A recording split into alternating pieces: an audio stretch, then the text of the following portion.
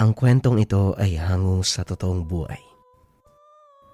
Mula ito sa isa nating kabayan na itago na lang natin sa pangalang Andoy. Taong 1950, Ifugao. Sa probinsya ng Ifugao taong 1950, meron isang munting baryo na nagngangalang Sitio Maligaya. Matatagpuan ito noon sa loob ng kilalang Banawe Rice Terraces ng mga panong iyon. Kalat na kalat sa baryo ang usap-usapan ng mga aswang na malayang naghahasik ng lagim sa gabi.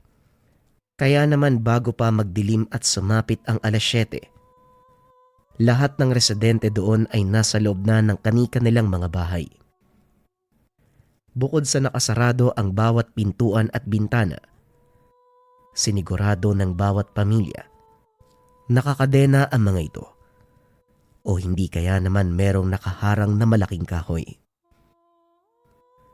Ilang taon na rin ang lumipas nung huling umatake ang mga nilalang na ito. Ngunit pinagpatuloy pa rin ng mga residente ang tradisyon. Dahil hindi pa muling naeengkwentro ng mga mamamayan ang mga aswang.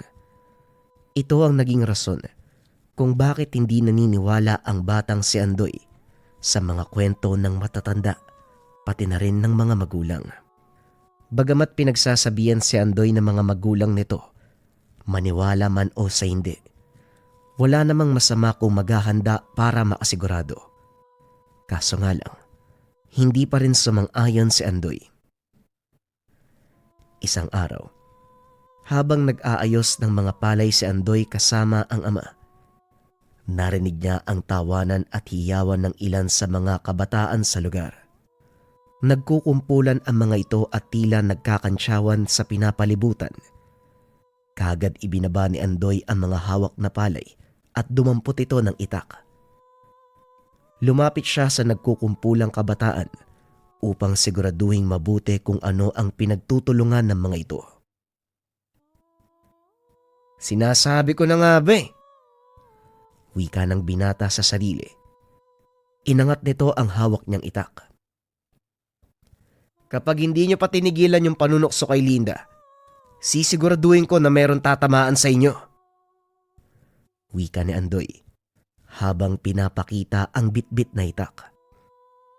Kaagad namang tumigil ang mga bata at isa-isang nag-alisan hanggang sa may nagpahuli na isang bata. Hindi mo dapat pinagtatagol ang isang katulad niyan. Balang araw pagsisisihan mo rin.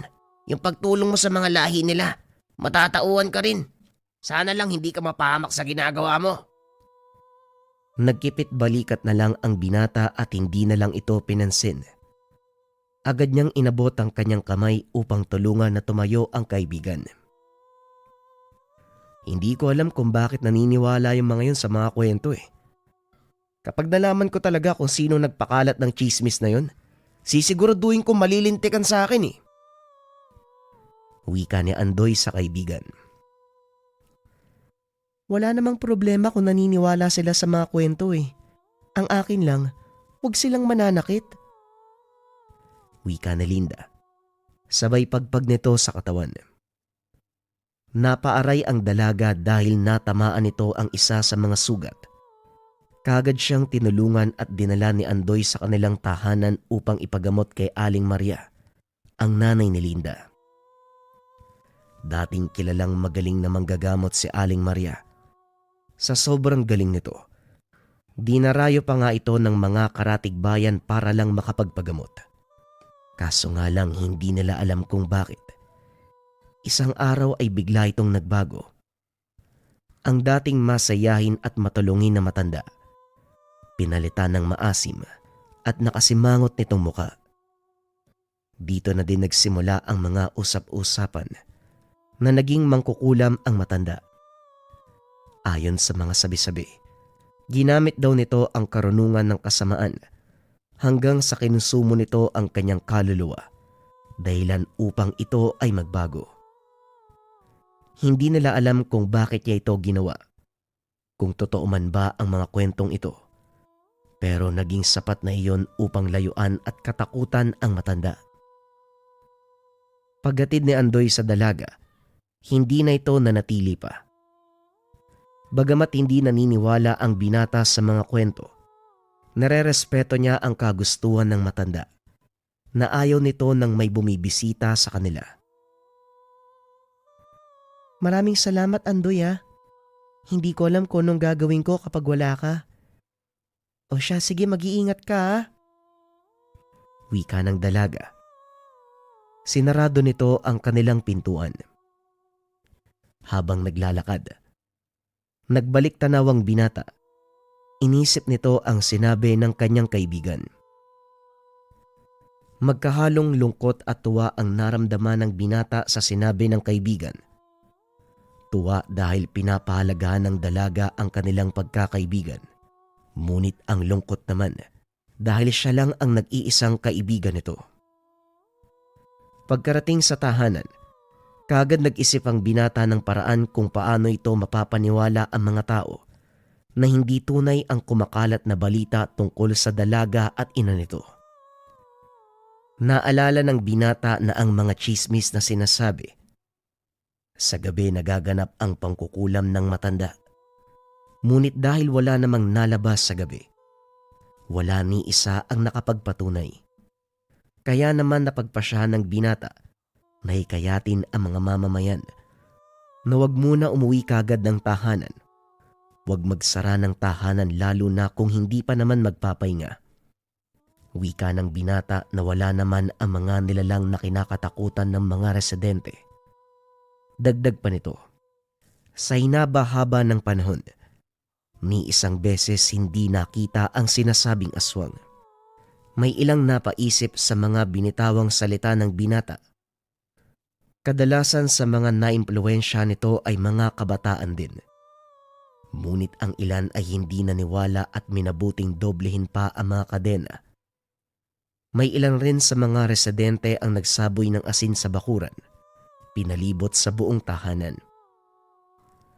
Nakita ng tatay ni Andoy na nanghihikayat ng ilan sa mga kabataan na lumabas ng tahanan kahit gabi na. Kagad siyang pinuntahan ng ama. Hinila ang binata papunta sa kanilang bahay. Tila nagdabog ang tatay sa sobrang lakas ng pagkakasarado ng pintuan. Ano bang nakain mo, anak? Bakit bigla kang nagkakalat ng maling balita sa mga kababayan natin? Kapag sila napahamak, magiging kasalanan mo pa. Wika ng tatay ni Andoy. Tay, ni isang beses, hindi ko naman nakita yung sinasabi niyong aswang eh. At isa pa, kung totoo man yung mga nilalang na sinasabi niyo ni nanay, malamang wala na yung mga yun. Panahon na siguro para wag natin takutin yung mga sarili natin. Hayaan nating mamuhay ang bayang ito sa normal. Hindi yung natatakot sila sa bagay na wala namang katotohanan. Tugon ni Andoy.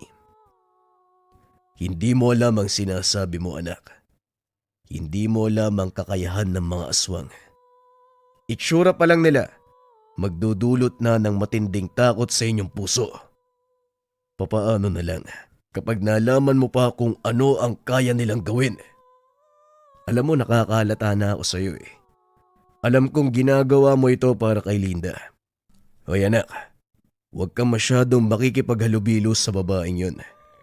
Alam kong gusto mo siya, pero hindi natin alam kung tunay ba ang mga balita tungkol sa mag-inang yun. Wika ng tatay. Pati ba naman ikaw, tay, naniniwala sa mga sinasabi nila? Tanong ni Andoy. Napansin niya ang lungkot sa mukha ng binata. Hindi naman sa ganun, anak, pero Hindi na pinatapos pa ni Andoy ang ama. Nagpaalam na lamang ito at pumunta sa silid upang makapag-isip-isip. Lubhang nalungkot ang binata dahil sa tingin niya, siya na lang talaga ang nag-iisang tao sa kanilang bayan na naniniwala sa pagkainosente ng dalaga. Habang nakadungaw sa bintana, naisipan ng binata na ayain na lamang si Linda na umalis sila sa sitio Maligaya, manirahan sa ibang lugar kung saan hindi sila kilala. Doon ay maaari silang magsimula uli. Napangiti na lamang si Andoy sa kanyang naisip. Nang gabing yun, nagbalot na ng mga gamit ang binata. Makalipas ang ilang oras, bumaba na si Andoy upang tignan kung nasaan ang ama at ina. Nang masiguradong tulog na ang mga magulang, dahan-dahan itong binuksan ang bintana sa kanilang tahanan. Mas malaki ang mga harang sa pintuan, kaya nagpasya ang binata sa bintana na lamang dumaan. Ngunit hindi pa rin naging madali ang pagbukas nito. Sa dami ng harang at kandado, minabuti ni Andoy na huwag gumawa ng kahit anong ingay. Kalaunan ay nabuksan niya ang bintana. Inilabas ang kanyang mga gamit at dahan-dahan itong sumampa upang makalabas. Kinakabahan si Andoy sa bawat pagkilos. Kahit kaunting ingay ay ayaw niyang gumawa. Pinakiramdaman niya ang paligid kung meron bang nagising sa kanyang mga kilos. Nang masiguradong ligtas ang lugar, doon siya nagpatuloy. Kalaunan ay narating na nito ang bahay ni Linda. "Linda! Linda! Linda!" wika ni Andoy. Magsasalita pa sana ang binata. Ngunit napaisip siya na maaaring si Aling Maria ang sumagot sa kanya. Kaya naman nang marinig niyang may mga yapak na papalapit sa pintuan, dali-dali siyang nagtago sa likod ng malaking bato at mga puno. Laking kaluwagan ng pakiramdam ni Andoy nang makita niyang si Linda ang nagbukas ng pintuan. Bago pa ito isarado ng dalaga, lumabas siya sa pinagtataguan at nilapitan si Linda. "Diyos ko naman, ano ka ba, Andoy? Munti ka na akong atakihin sa puso sa'yo eh. Ano bang ginagawa mo dyan? Gabi na oh. Delikado sa labas." Wika ni Linda at kagad siyang pinapasok sa tahanan. "Nandiyan ba yung nanay mo, Linda? Ayoko namang magalit siya na may bisita ka ng ganitong oras." "Wala siya dito, may ginawa lang siya sa labas." Teka, ano yan? Bakit may dala ka mga gamit? Huwag mo sabihing lumayas ka sa inyo, ha?" Tanong ng dalaga. "Kung mamarapatin mo sana, yayayain kita na umalis na lang dito eh. Hindi ko na kayang makita kang abusuin ng taong bayan. At alam kong sinasaktan ka rin ng nanay mo. Nakita ko yung mga pasa at sugat na nasa braso mo eh. Sigurado ko, hindi yan galing sa taong bayan eh. Bago ka pa masaktan ng lubos ng taong bayan, dumadating kaagad ako para protektahan ka eh. Kaya sigurado ako, nakuha mo yan sa nanay mo." Wika ni Andoy sabay turo sa braso ng dalaga.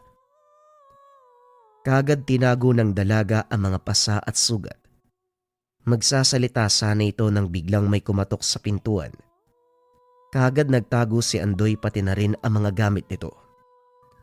Hindi niya alam kung bakit, pero may kakaibang takot na nararamdaman ng binata nang maramdaman ang presensya ni Aling Maria. "Sabihin mo sa akin, anak, parang meron kang bisita kanina?" tanong ni Aling Maria. "Si Andoy ho, nangamusta lang po kanina pero umalis na po siya. Akin na po yan, Nay. Liligpitin ko na po yung mga dala nyo." Wika ng dalaga, sabay abot sa mga bitbit ng ina. Kagad pinagsilbihan ni Linda ang ina na tila galing sa isang importanteng lakad. "May trabaho ba si Aling Maria? Siguro bumalik na siya sa panggagamot." Wika ni Andoy sa sarili. Inaantay niyang matapos at umakyat sa kwarto si Aling Maria. Nang masigurong nakatulog na ang matanda, lumabas na ito sa pinagtataguan at kinausap ang dalaga. "Ano, Linda? Sasama ka ba sa akin? Huwag kang mag-alala. Sisiguraduhin ko na hindi ka magugutom. Marami akong kaalaman eh. Marami akong kakayahan sa pagbubukid. Masipag din ako ha. Pangako, magiging mabuti ako sa'yo." Wika ni Andoy. Damang-dama ng dalaga ang senseridad ng mga salitang binitiwan ng binata Maluwa-luwa ang dalaga nang tanggihan niya ang alok ni Andoy. Pasensya ka na, Andoy, ha. Hindi ko pwedeng iwan yung nanay ko eh. Alam naman natin, 'di ba? Kahit bali-balik ta rin pa yung mundo, iisa lang yung magulang natin. Wala na nga si tatay eh. Iiwan ko pa ba yung nanay ko? At isa pa, nasasaktan lang naman ako ni nanay kapag meron akong maling ginagawa eh. Maigpit man ang nanay ko, pero ramdam ko yung pagmamahal niya. Sigurado ako dun. Pagpapaliwanag ng dalaga. Naintindihan ni Andoy ang ibig sabihin ni Linda. Inaasahan niya rin ang posibilidad na ito ang magiging sagot niya. Ngunit hindi pa rin maiiwasan na makaramdam ito ng kirot sa kanyang puso. Ang mabuti pa umuwi ka na lang muna, Andoy. Bago pa malaman ng pamilya mo na wala ka na sa lugar. Ililihim ko yung pangyayaring ito. At pakiusap, wag na wag kang lalabas paggabi. Mabuti na lang, hindi ka nakita ng mga tulad nung kinikwento ng mga aswang, di ba? Yung kumakalat na kwento sa atin. Wika ni Linda. Ay nako, gawa-gawa lang naman ng matatanda yan, Linda. Para matakot yung kabataan at matulog ng maaga. Huwag mo sabihing naniniwala ka dun. Wika ni Andoy. Hindi kagad umimik ang dalaga. Bagyang napatras habang hinahawakan ang braso. Basta Andoy, makinig ka na lang. Teka, anong oras na ba? Mamaya ka na nga umuwi. Hindi pa pwede. Hindi pa ligtas. Mag-antay pa tayo ng ilang minuto. Basta ipangako mo sa akin ha. Huwag ka na uli lalabas ng gabi. Wika ni Linda. Tumango na lamang si Andoy. Doon na siya nagpalipas ng gabi sa sala ng kaibigan. Pagsapit ng 4:00 ng umaga, kaagad nitong binitbit ang gamit at umalis. Nagpaalam ito sa kaibigan at nangakong gagawin niya ang lahat ng makakaya upang protektahan ito. Kumaway ang dalaga sa pag-alis ng kaibigan. Ngunit lingid sa kaalaman ng dalawa, nakadungaw si Aling Maria sa bintana sa itaas. Nakita nito at narinig ang lahat ng pinag-uusapan nila. Binuksan ang kanyang aparador. Hinanda ang latigo na nasa kanyang kamay. Kaagad nakatulog si Andoy nang makarating sa tahanan. Makalipas ang ilang sandali ay ginising ito ng kanyang ina. Hindi maganda ang pakiramdam ng binata dahil kulang ito sa tulog. Hindi na lang niya sinabi sa mga magulang dahil siguradong mapapagalitan siya. Kaagad itong nagbihis at kinuha ang kagamitan upang pumunta sa bukid kasama ang ama. Bagaman pagod ang binata, napansin niya pa rin ang hindi karaniwang katahimikan sa paligid. Hindi nito nakita ang mga batang madalas tumutokso sa kaibigan. Lumipas pa ang ilang oras. Tuluyang nag-alala ang binata dahil hindi niya rin makita si Linda. Maglalakad na sana si Andoy papunta sa kung saan madalas tumatambay ang kaibigan. Ngunit naisip niya na maaaring tulog pa ang dalaga kaya wala pa ito sa lugar. Kaya't kahit nag-aalinlangan, muling bumalik sa pagtatrabaho si Andoy. Hanggang sa dumating ang hapon, hindi pa rin nakita ang dalaga. Sumapit na ang gabi. Hindi pa rin niya nakita ang kaibigan. Kaya naman labis ang pag-aalalang naramdaman ni Andoy. Nagtungo siya sa bahay ng dalaga. Halos 1 oras kumatok si Andoy bago ito pagbuksan. Bahagya lamang binuksan ni Linda ang pintuan kung saan kita lamang ang kanang bahagi ng kanyang muka. Umuwi ka na, Andoy. Ayos lang ako. Salamat sa pagpunta. Wika ng dalaga. Isasarado sana ang pintuan, ngunit hinarangan nito ng binata. Marahang itinulak ni Andoy ang pinto, ngunit pinigilan nito ni Linda. Hindi tumigil ang binata at kalaunay tuluyan nitong nabuksan ang pintuan Dali-daling tinakpan ng dalaga ang mga bakas ng latigo mula sa kanyang binti hanggang sa mga braso. Kaso nga lang nakita pa rin ni Andoy ang mga sugat. Mas malaki ang mga marka sa kanyang likuran. Hindi kagad nakaimek ang binata. Kitang-kita sa mukha nito ang pagkabahala at pag-aalala. Pinagmasdan niyang mabuti ang kaawa-awang kalagayan ng kaibigan na tila maluha-luha ito sa kanyang sinapit. Bukod sa inaabuso nga ito ng mga kababayan, nakakatanggap din ito ng pagmamalupit mula sa ina. Wala nang ibang hangad si Andoy kung hindi maialis si Linda sa kinakalagyan. Gustuin man niyang bigyan ito ng mas magandang buhay, hindi niya magawa, lalo na kung si Linda mismo ang ayaw sumama. Sabihin mo sa akin, saan mo nakuha yung mga sugat mo? Wika ni Andoy. Hindi umimik si Linda. Walang nagawa ang binata kung hindi kimkimi ng awa at galit na nararamdaman. Asan si Aling Maria? Sabihin mo sa akin, nasan siya? Wika ni Andoy. Tila nagbago ang postura ng binata, maging ang boses nito. Nanlaki mga mata ni Linda.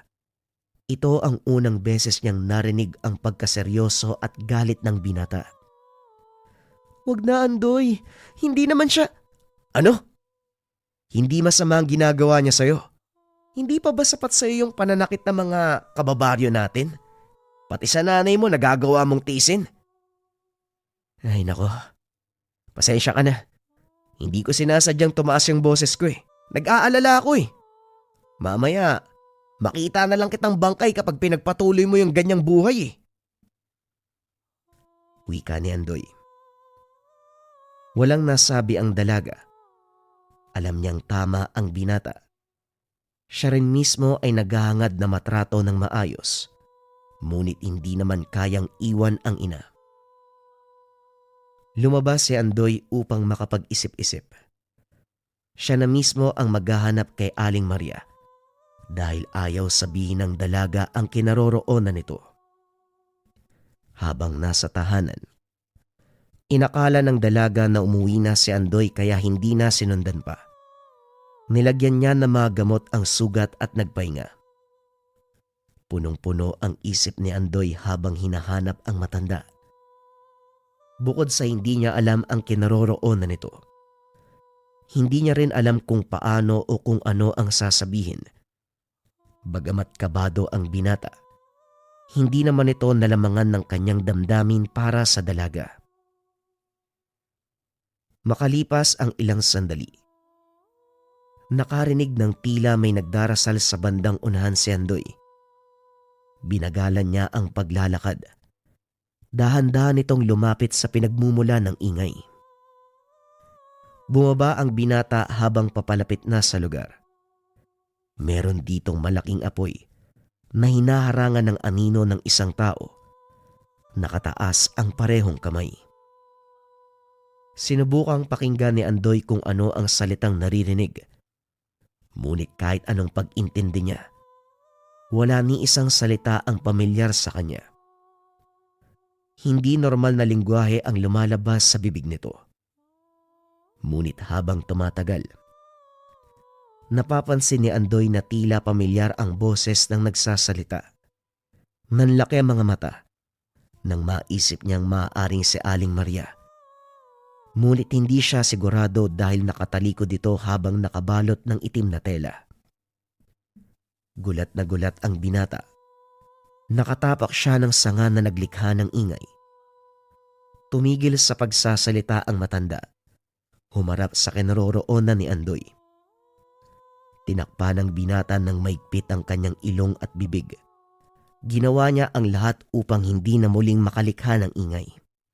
Malakas ang tibok ng kanyang puso hanggang sa maramdaman na unti-unting lumalapit sa kanya ang matanda.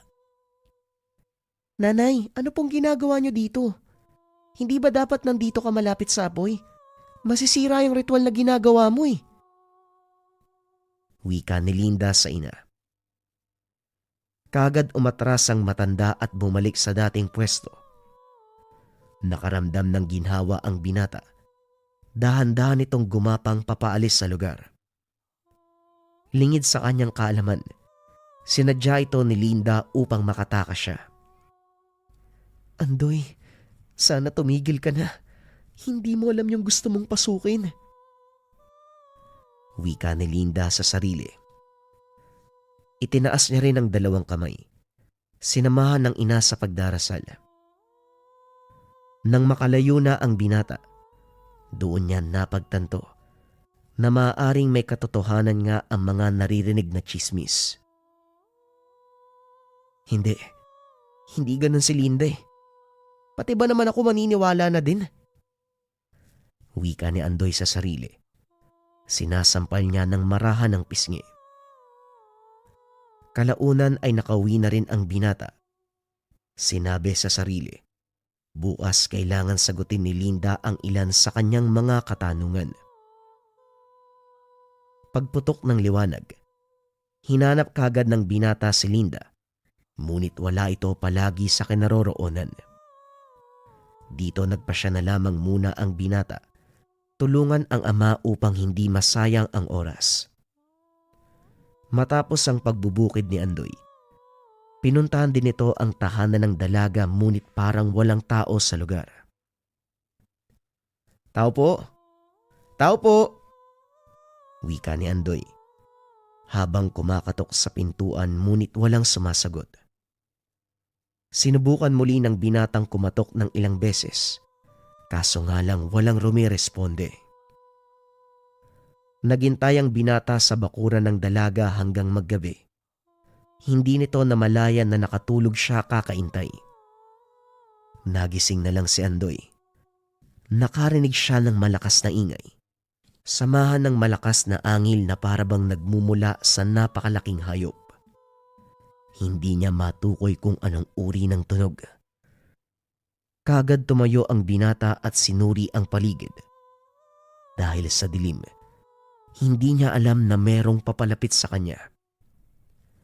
Kagad natumba si Andoy nang hilahin ng nilalang ang kaliwang binti. Bagamat lumalaban ang binata, dahil hindi masyadong makita ang kalaban, nahirapan itong kumawala. Binaon ng nilalang ang mahaba at matatalas na kuko. Dito na napasigaw ng malakas si Andoy. Dahil sa pagsigaw, mas lalong dumami ang lumapit sa kanya. Habang tumatagal, nasasanay na ito sa dilim. Naaaninag niya ang itsura ng mga nilalang. Halos iba't iba ang hugis ng mga ito. Merong ilan na maninipis ang pangangatawan. Yung iba ay malalaki.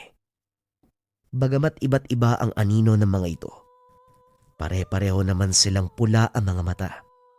Nakabuka ang mga bibig, kung saan makikita mo ang napakadilaw at matatalas ng ngipin. Nabalot ng takot si Andoy, ngunit naalala niya bigla si Linda. "Si Linda, paano kung nabiktima siya ng mga nilalang na to? Paano kung..." Natigilan si Andoy sa pag-iisip. Kagad dumampot ng bato. Ipinukpok sa nilalang na humihila sa kanya. Paulit-ulit niya itong ginawa. Kaso nga lang hindi naging sapat. Bago pa siya makuha ng nilalang, napakapit ang binata sa sanga ng puno. Paulit-ulit siyang hinihila ng nilalang hanggang sa tuluyang nabali ang sanga. Nagkaroon ito ng matulis na bahagi. Kagad ibinaon ng binata sa nilalang. Bagamat nasaktan siya sa ginawa, sapat naman ito upang mabitawan siya ng nilalang. Kahit paika-ika, binilasan niya ang paglalakad upang hanapin si Linda. Hindi niya alam kung ano ang gagawin. Ito ang unang pagkakataon na makaengkwentro ng nilalang.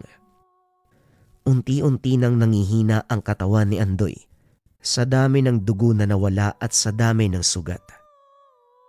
Bago pa tuluyang mawalan ng malay ang binata, nakita niya ang tila anino ni Linda na papalapit sa kanya.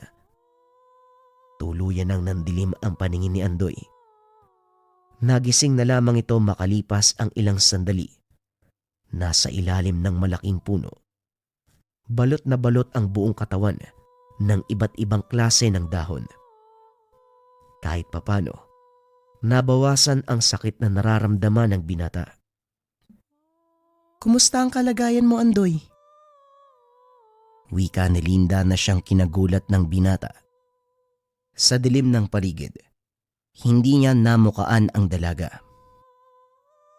Linda? Teka, ikaw ba yan, Linda? Ano ba kasing ginagawa mo dito? Hindi ba sinabi ko sa'yo, huwag kang lalabas ng tahanan lalo na pagsapit ng dilim? Yan din ang itatanong ko sa'yo eh. Anong ginagawa mo dito? Lalo na't nagkalat yung mabangis na nilalang. Pakiramdam ko tuloy may kinalaman kayo dito eh. Wika ni Andoy. Ngunit sa kaloob-looban ng binata ay pinapagalitan niya ang sarili. Aminin man niya o hindi, unti-unti na siyang nagdududa sa kilos ng dalaga. Ayaw niya mang maniwala sa mga sabi-sabi. Pero hindi niya maintindihan yung mga nakaingkwentrong nilalang kanina. Suotin mo to. Kahit anong mangyari, wag na wag mong tatanggalin. Eto na lang ang magsisilbi mong proteksyon. Wika ng dalaga, sabay abot ng isang uri ng kwintas. Kagad itong isanuot ng dalaga sa leeg ng binata. Ano ba to, Linda? At saka hindi mo naman sinagot yung tanong ko ah. Wala na tayong oras para dyan. Sa susunod ko na sasabihin kapag… Hindi na ituloy ng dalaga ang sasabihin. Bigla na lang itong kumaripas ng takbo. Tatawagin niya sana ito, kaso nga lang parang may pumipigil sa kanyang bibig. Lumipas pa ang ilang sandali. Biglang naglabasan ang hindi mabilang ng mga aswang. Sinira nito ang mga palayan, halaman at lahat ng madadaanan. Umahon si Andoy mula sa pagkakabalot nito sa mga dahon. Biglang umilaw ang kwintas ng kulay pula. Nung dumaan ang ilang aswang, iniwasan siya ng mga ito. Nilagpasan lamang ng mga aswang si Andoy na siyang ipinagtataka niya. Tila isang milagro din. Naghilom ang mga sugat sa binti nang biglang kumulay ng berde ang kwintas. Bukod pa dito, tila lumakas ang pangangatawa ng binata kasabay ng pag-ilaw ng kulay asul na mga bato. Nagawa niyang makipagsabayan sa bilis ng mga nilalang. Kitang-kita ni Andoy kung paanong sirain ng mga nilalang ang bakuran ng mga tahanan. Naalala ni Andoy na may ilan sa mga taga-sityo na nagsaboy ng asin sa kanilang tahanan. Ito ang iniiwasan ng mga nilalang. Sa kasamaang palad, ang mga iilang hindi nakakalam, ito ang matagumpay na napasok ng mga nilalang. Rinig ni Andoy ang sigaw ng ilan sa mga kaawa-awang mga residente. Lahat sila ay humingi ng saklolo. Kagad namang pinunta ni Andoy ang mga humingi ng tulong. Patuloy na nagliliwanag ang kanyang kwintas. Gamit ang nabaling kahoy kanina, ito ang pinangsasaksak niya sa mga nilalang. Hindi siya inaatake ng mga ito. Tila ba hindi siya nakikita ng mga nilalang. Ipinagpatuloy niya ang pagsaksak sa mga aswang na para bang hindi niya kontrolado ang sariling katawan.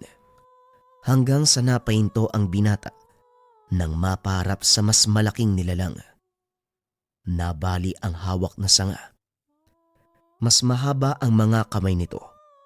Mas malaki ang bunganga. Bagamat nabali ang sanga sa tigas ng dibdib ng nilalang, hindi naman masyadong nabahala si Andoy dahil tila hindi rin siya nakikita nito. Ngunit kitang-kita niya ang mga residenteng nasa loob ng tahanan. Dali-daling kumuha muli ng malaking sanga si Andoy. Nagulat ito kung gaano kagaan ang napakalaking sanga. Laking pasasalamat niya sa ibinigay ni Linda. Gamit ang buong lakas. Buong puwersang tumakbo ang binata at itinarak ang matalim na sanga. Tumagos ito ng tuluyan. Nawalan ng buhay ang nilalang. Kaso nga lang kagad nawala ang kaunting tuwang nararamdaman ng binata. Bagamat marami ang napaslang ng binatilyo, tila hindi nauubos ang mga kalaban. San ba nanggagaling tong mga to? Hindi na nauubos ah. Wika ni Andoy sa sarili. Habang nagmamasid, napansin niya na patungo sa iisang direksyon ang mga nilalang. Sinundan niya ito. Kalaunan ay nakita naman niya ang pamilyar na itim na tela at malaking apoy sa harapan. Si Aling Maria? Oo nga, si Aling Maria to ah. Wika ng binata sa sarili. Tumakbo ito upang pigilan sana kung ano man ang ginagawa ng matanda. Ngunit bigla itong tumilapon sa kabilang direksyon. Lumaki ang mga mata ng binata nang makita nito kung sino ang pumigil sa kanya. Linda, kahit sigurado na ako, totoo ang balita tungkol sa inyo ng nanay mo. Kahit pinaniwala mo ako sa kasinungalingan. Nagmukha akong mangmang sa harapan ng buong baryo. Ako lang yung nag-iisang hindi naniwala na masamang tao kayo eh. Pero bakit tinutulungan mo pa rin yung nanay mo? Kahit yung mga kasama niyang nilalang tinutulungan mo. Ramdam sa boses ng binata ang sakit. Tumalikod lang ito at kagad nilapitan ang ina. Magsalita ka, Linda. Ginawa mo akong mangmang eh. Pinaniwala mong inosente kayo. Ilan bang mga tao ang handa kang patayin para sa nanay mo? Muling wika ni Andoy. Kaso nga lang hindi na lumingon pa si Linda. Kitang-kita ng dalawang mga mata ni Andoy kung paanong kontrolin ng matanda ang mga nilalang. Tila bawat kumpas ng kamay ni Aling Maria ay may kaakibat na utos. Kagad tumayo si Andoy at dali-daling tumakbo sa bayan upang tulungan ang mga ito. Kumuha muna siya ng malaking sako ng asin kung saan isinaboy niya ito sa lahat ng kayang daanan. Binigyan niya rin ang mga residente upang tulungan siyang isaboy ito bilang proteksyon sa mga nilalang. Hindi sapat ang asin lang, anak. Kailangan mo itong samahan ng orasyon. Wika ng ama. Kagad siyang nilapitan ng binata at nagpasalamat dahil ayos lang ang mga ito. Nangingi rin siya ng tawad dahil hindi siya nakinig sa kanila. Matapos ang saglit na pagbabalik ng dalawa, nagtulong-tulong na sila upang dasalan ang mga tahanan. Habang naglalakbay, unti-unting nang lumo ang binata. Lampas sa kalahati ng bayan ang napaslang ng mga aswang. Sinisisi ng binata ang sarili sa mga nangyari. Kung nakinig lang siya. Kung hindi niya hinikayat na lumabas at maging kampante ang ilan sa mga residente. Kung hindi lang niya kinaibigan si Linda. Buhay pa sana ang mga kababaryo. Sa susunod na tayo magluksa at ilibing natin sila na maayos. Sa ngayon, importanteng mapuksa natin ang mga nilalang at tuluyang patayin ang ugat nito. Si Aling Maria. Wika ng ama. Pinunasan ng binata ang mga luha. Kagad nagtungo sa kinaroroonan ng mag-ina. Nang makita nila ang dalawa, kagad inilabas ng ama ang mga tila durog na halaman sa bulsa. Kagad niya itong binulungan ng dasal at inihip papunta sa matanda.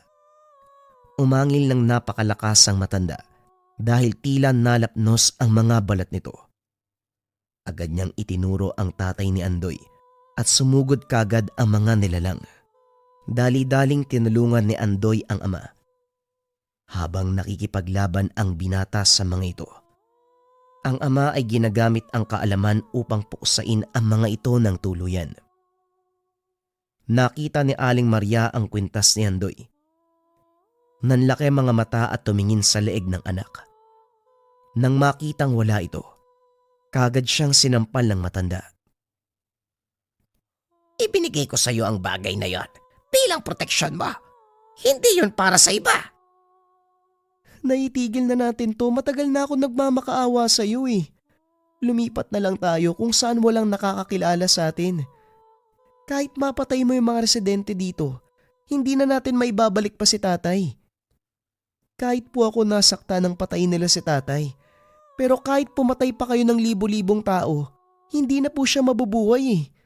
Dadami lang ang katulad niyong gustong magiganti at hindi matatapos ang ikot ng paghihiganti at kamatayan.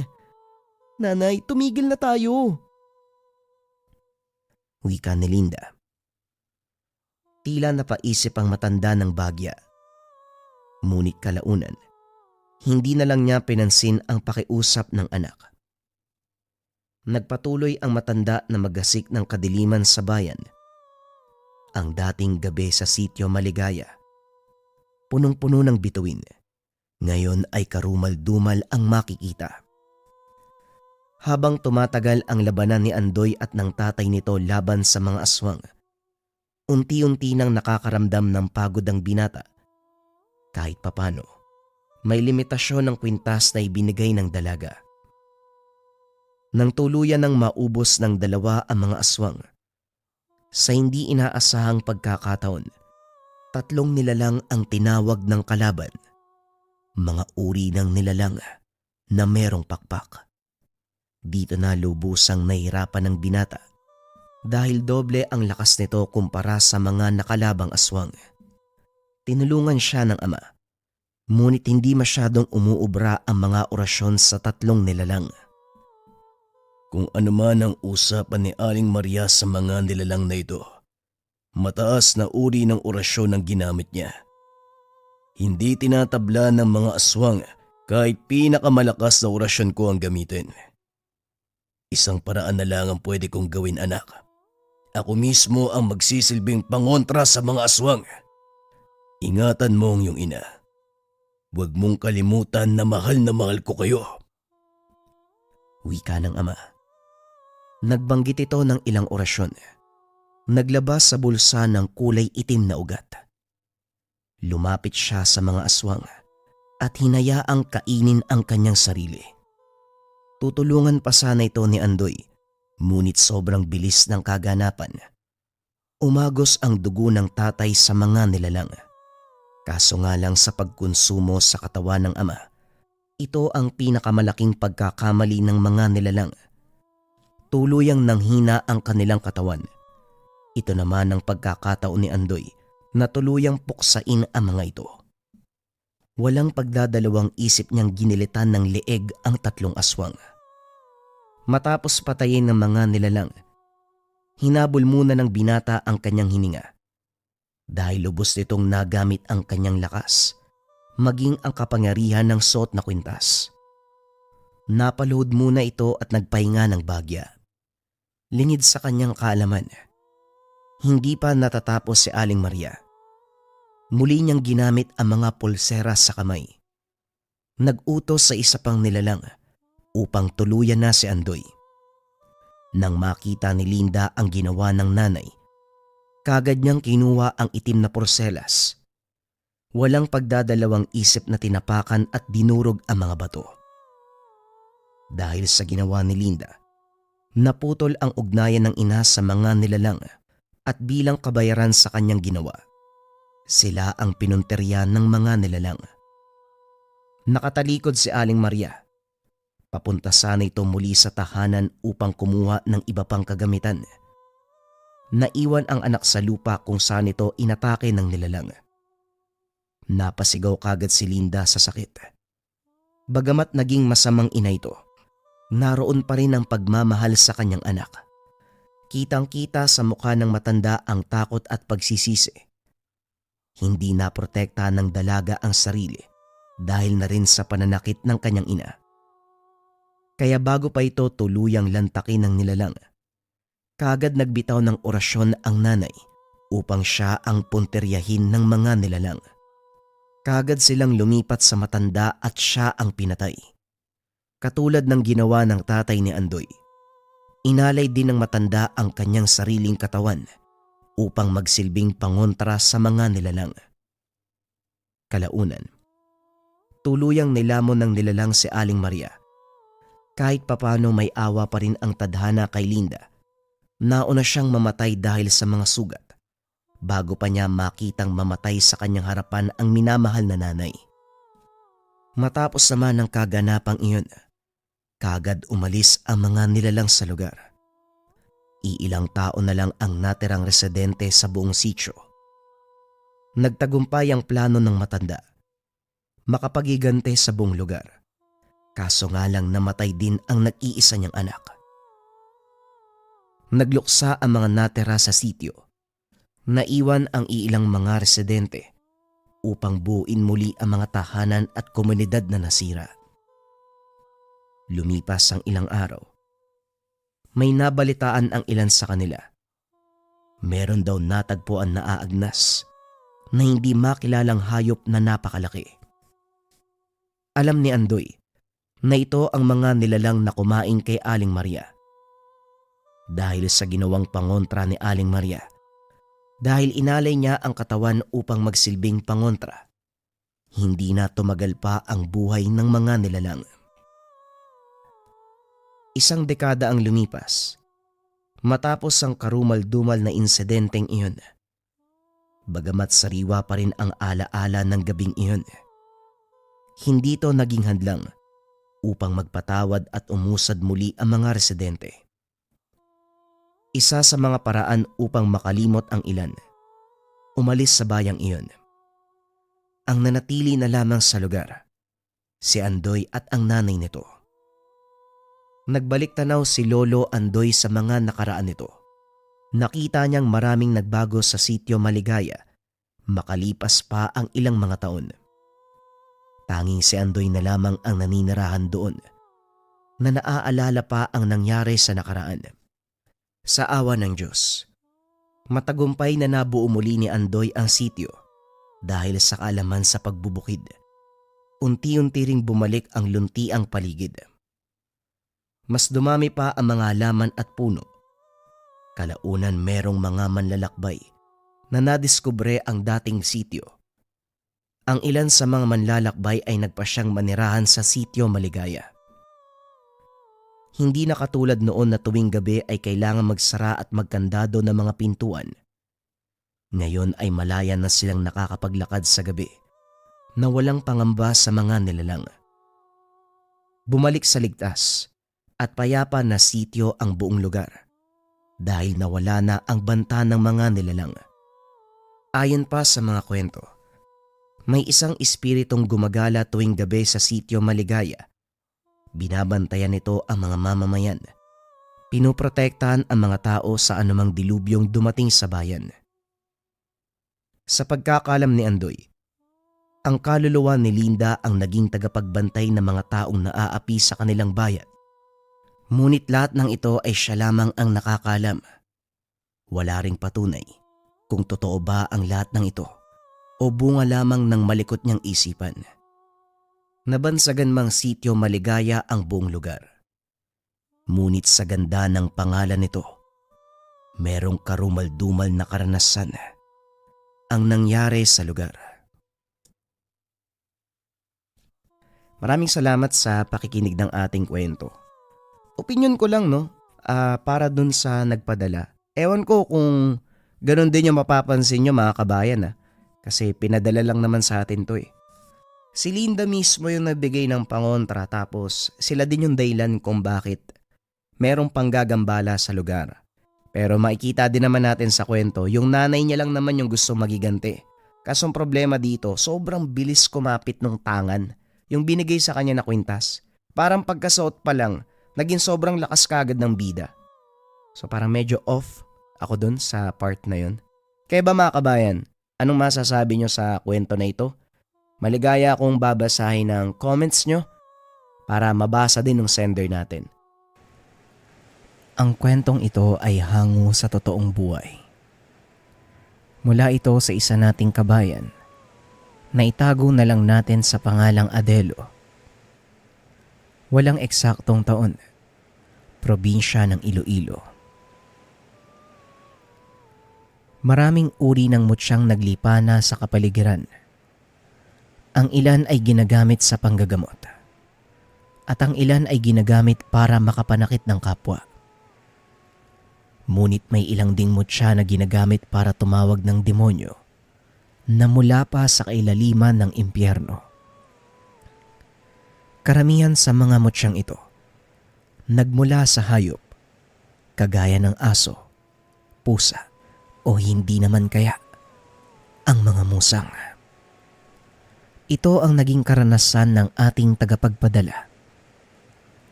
Nang mga panong ito, katuwang ng amang manggagamot itong si Adelo, biyasa si Mang Rogelio sa mga sakit na dulot ng mga engkanto o masasamang elemento. Maging ang sumpa ng mga mambabarang at mangkukulam ay hindi nito inaatrasan. Kinakatakutan ng mga ito si Mang Rogelio dahil sa kakaibang pamamaraan ng panggagamot. Hindi na nagtatanong pa ng kahit ano ang matanda. Sa oras na malaman nito ang dahilan ng sakit, kaagad nitong tinutuluyan ang may kagagawan. Ito rin ang naging dahilan kung bakit marami ang nagagalit kay Mang Rogelio. Ngunit sa kabila ng reputasyon, marami ang taong patuloy na tumitingala sa kanya at gumagalang. At gaya ng lahat ng tinitingala, marami ding naiinggit. Isa na dito ay ang dating kaibigan at kapwa mag-aaral na itago na lang natin sa pangalang Brusco. Kapwa na ulila ng digmaan ang nooy mga paslit pang sina Rogelio at Brusco. Kinupkop ng isang ermitanyo, nilinang ang kakayahan hanggang sa tumungtong sa tamang edad. Parehong naging mahusay sa larangan ng lihim na karunungan ang dalawa. Magkatuwang na isinasagawa ang nasimulang adhikain ng kanilang guro. Gumawa ng kani-kanyang pangalan sa larangan ng panggagamot ang dalawang binata hanggang sa umabot sa puntong sinubok sila ng tadhana. Hindi maiwasan ng mga taong ikumpara ang kanilang kakayahan. Pilit ipinapaunawa sa kanilang dalawa ang dahilan kung bakit binigyan sila ng magkaibang kakayahan. Si Rogelio ay may kakayahang tumawag ng mga elementong ginagamit sa panggagamot. Samantalang si Brusco naman, palaging nagbabantay habang naggagamot si Rogelio. Hindi maunawaan ni Brusco kung bakit yon ang kanyang katungkulan, kaya nagtanim ito ng galit sa kanilang maestro. Hindi ko alam kung anong gusto mong palabasin, maestro. Pero mukhang hindi naman yata patas ang turing niyo sa amin. Bakit ako ang palagi nagbabantay? Tapos si Rogelio yung gumagamot at kinikilala ng mga tao. Wika ni Brusco. Mahalaga ba sa iyo ang tingin ng mga tao? Bawat isa sa inyo ay may mahalagang papel. Malakas ang kakayahan mo sa depensa. Samantalang si Rogelio naman, mataas ang kaalaman sa pagtawag ng mga elementong gabay. At yon ay dahil sa tangan niyang mutya ng musag. Tugon ni Maestro Ubing. Yan din ang isa sa pinagtataka ko sa iyo eh. Bakit si Rogelio lang yung binigyan niyo ng mutya ng musang? Pareho lang kaming nagsanay ng mabuti. Siguro naman karapat dapat din ako sa ganung uri ng kakayahan. Muling wika ni Brusco. Oo, karapat dapat ka. At wag mo sanang kakalimutan kung bakit kita naging mag-aaral. Kahit may magkaiba kayong mga tungkulin, hindi ibig sabihin nun na mas malaking pabor ang ibinibigay ko kay Rogelio. Malaking responsibilidad ang nakaatang sa balikat niya at ganun ka din. Pareho kayong may mahalagang papel na ginagampanan. Muling paliwanag ni Maestro Ubing. Ngunit sadyang pinangungunahan ng puot at inggit sa kamag-aral itong si Brusco. Kaya binalak niyang patayin ng guro. Mabuti na lang at naagapan ito ni Rogelio. Kasalukuyang nagdarasal ang matanda ng pasukin ito ni Brusco. Walang kaalam-alam ang maestro sa totoong pakay ng mag-aaral. Kaya tinanong niya ito kung ano ang ginagawa sa silid. Anong ginagawa mo dito? Gabi na. Hindi ba oras na ng pahinga nyo? Tanong ng maestro. Hindi nagsasalita ang binata. Nilabas nito ang isang patalim. Biglang sinugod ang matanda. Itinarak nito ang punyal sa puso ni Maestro Ubeng, ngunit nagawang saluhin ni Rogelio. Uy Brusco, anong ginagawa mo? Nababaliw ka na ba? Tanong ni Rogelio. Pinapatunayan ko lang na hindi ako mahina. Ito ang paraan ko para ipaalam sa kanya na nagkamali siya ng mag-aaral na pinanigan. Wika ni Brusco. Hindi mo ba mauunawaan ng mga itinuro ko sa iyo? Kailanman, wala akong pinanigan dahil bawat isa sa inyo ay may kanya-kanyang katangian at doon ko'y binabatay kung anong kakayahan ang ituturo ko. Wika ng maestro. Ngunit sadyang matigas ang ulo ni Brusco. Inulit pa nito ang pag-atake. Kaya napilitan si Rogelio na labanan si Brusco. Tumigil ka na, Brusco. Huwag mo nang palalain ang sitwasyon. Makinig ka sa akin. Wika ni Rogelio. Paano kung hindi ako makinig? Anong gagawin mo? Kakalabanin mo din ako? Pasensya na, pero hindi ako natatakot sa'yo. Wika ni Brusco sabay sugod. Kaagad namang sinalubong ni Rogelio ang kaibigan. Kung yon ang kailangang gawin para gumising ka sa kaibangan mo, gagawin ko. Patawarin mo ko, Brusco, pero kailangan kitang pigilan. Tugon ni Rogelio sabay kumpas ng mga kamay. Lumitaw sa harapan ni Brusco ang napakalaking anino. Hinambalos siya nito. Dahilan para tumilapon ang binata papunta sa bader. Tumama sa nakausling bakal ang kanang braso ni Brusco na naging sanhi ng pagkakaputol nito. Pagbabayaran mo to, Rogelio. Nanalo ka man ngayon, pero titiyakin ko na sa susunod nating pagkikita, pagbabayaran mo ang ginawa mo. Wika ni Brusco. Tumakbo ito palabas ng tahanan ni Maestro Ubeng. Yun na ang huling beses na nagkita ang magkaibigan. Dahil si Rogelio ang naiwan, siya din ang nagmana ng lahat ng kakayahan ng maestro. Ipinagpatuloy ni Rogelio ang gawain ng kanyang guro hanggang sa magkaroon nito ng sariling pamilya. Ipinangako nito na paghahandaan ang muling pagkikita ng dating kamag-aral. Balik tayo sa kasalukuyang kaganapan. Huwag sanang matulad sa iyo ang nangyari sa amin ng kaibigan ko. Ginawa ko ang lahat para lang ipaintindi kay Brusco ang kanyang pagkakamali, pero hindi siya nakinig. Kaya ikaw, pakinggan mo ang lahat ng sasabihin ko dahil para sa iyo din ang bagay na to. Wika ng matanda na si Mang Rogelio sa kasalukuyan. Opo tatang, alam ko naman po yun eh. Pero sa tingin niyo po ba, karapat-dapat po ba ako sa mga ipapamana niyo sa akin? Tanong ni Adelo. Panahon lang ang makakapagsabi, Adelo. Hindi ko alam kung ano ang nakatadhana para sa iyo. Pero tandaan mo, hindi lang dapat sa 4 na sulok ng tahanang ito iikot ang buhay mo.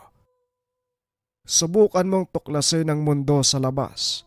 Mas marami kang matututunan. Wika ni Mang Rogelio. Siguro nga tama kayo tang. Pero para kasi sa akin, kulang pa ang lahat ng nalalaman ko eh.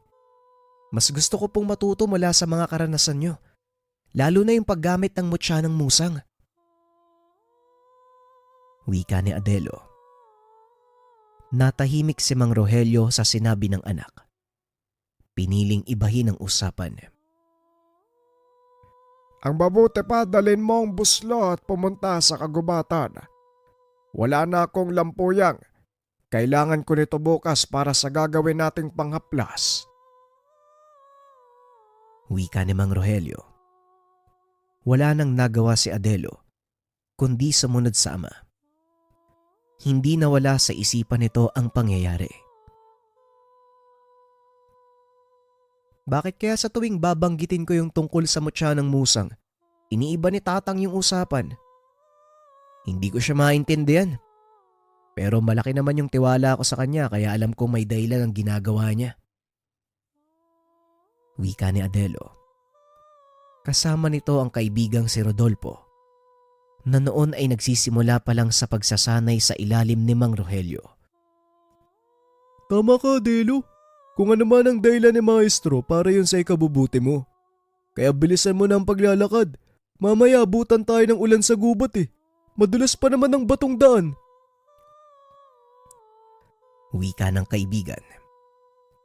Matapos manguha ng mga sangkap, kagad na silang umuwi. Laking gulat ng binata dahil pagdating nila sa tahanan, may mga taong nakatayo sa atangan.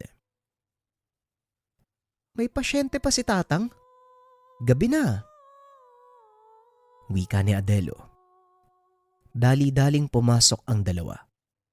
Nakita ang isang babaeng nakatali sa upuan. Mabuti naman at nandito na kayong dalawa. Rodolfo, bilisan mo. Kumuha ka ng mga lana at ang halamang ugat sa taguan.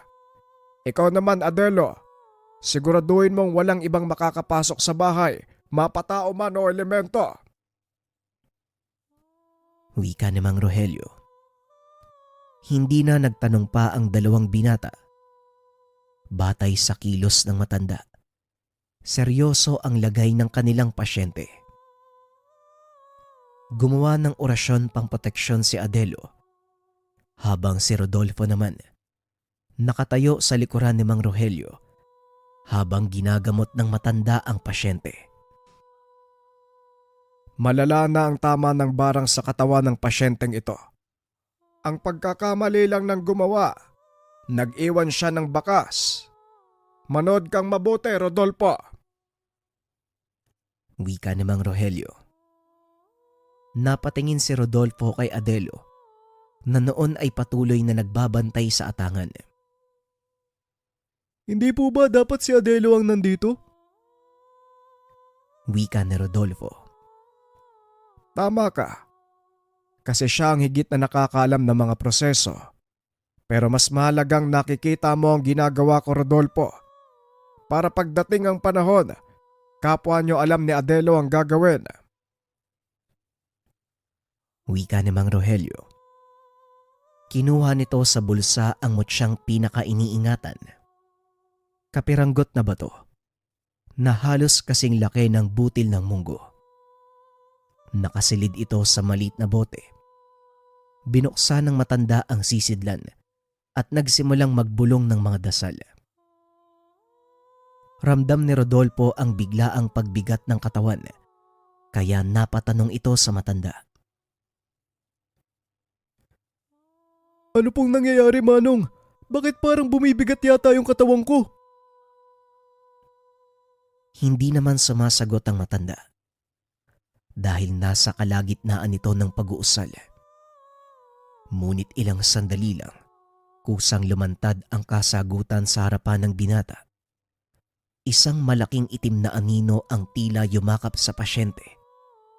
Nanlaki ang mga mata ni Rodolfo. Sa sobrang takot ay napasigaw ito. Dali-dali namang tumakbo si Adelo upang tignan ang nangyayari.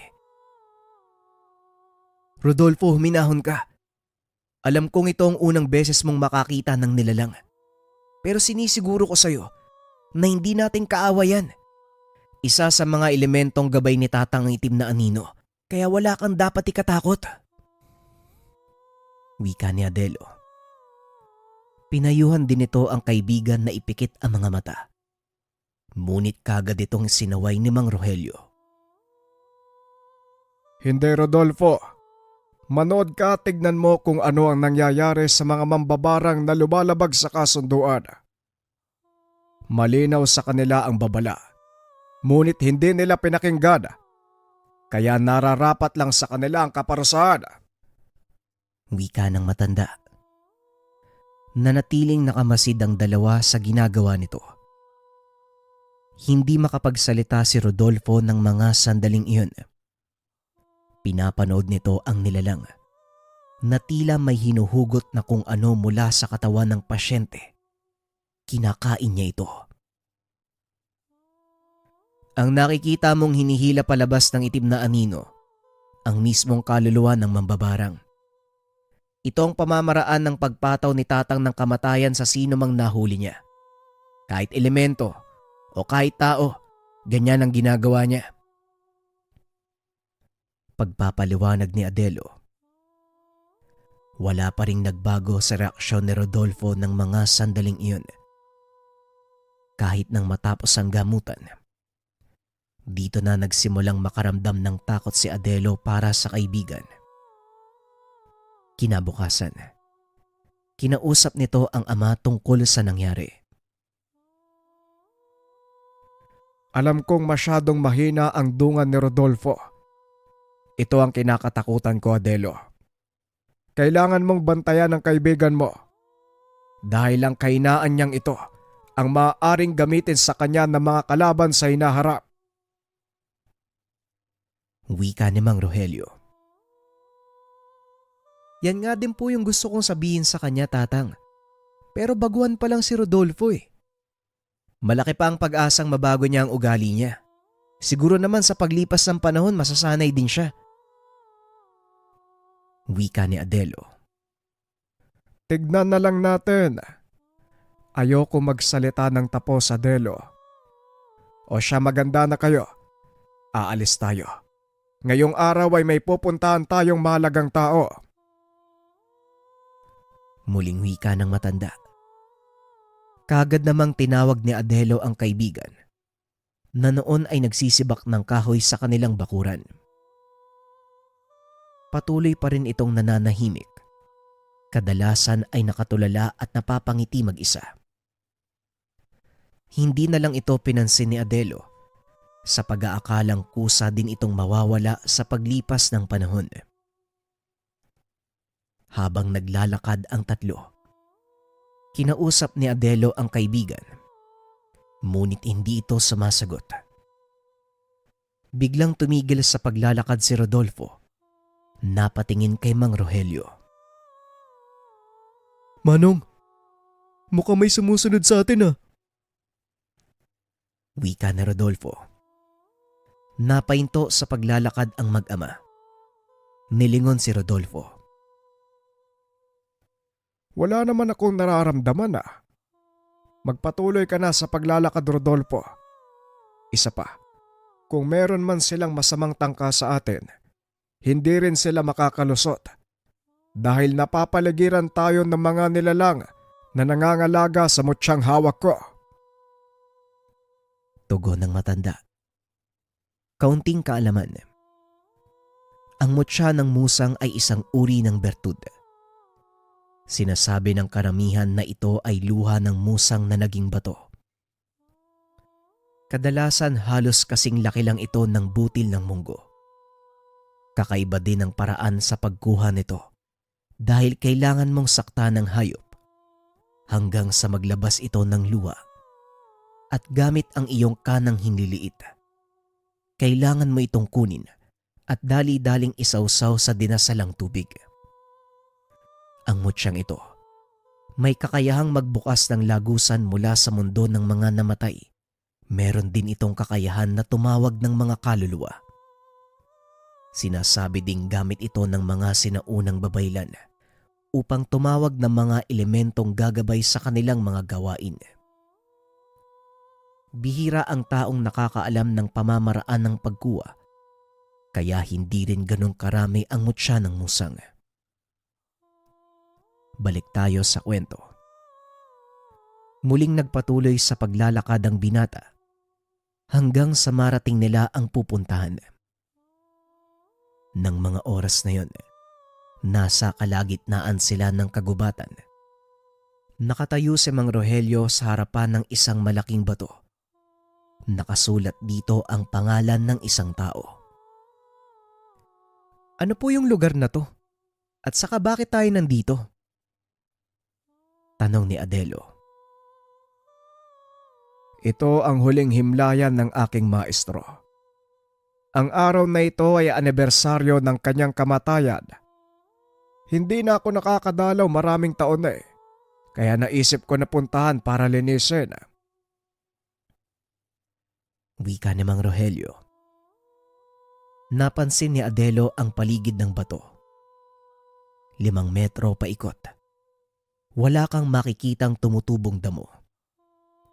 Samantalang sa paligid nito, makapalang talahib at malaki din ang mga puno. Bakit naman halos walang tumutubo dito malapit sa bato, tay? Tanong ni Adelo. Palatandaan niyan na may aktibong elementong nagbabantay sa lugar. Sagrado ang lugar na ito, kaya mag-iingat kayo sa mga galaw nyo. Wika ni Mang Rogelio. Tahimik na nag-alay ng panalangin ang matanda. Matapos binuhusan nito ng lambanog ang bato, kagad nang nagpaalam sa maestro.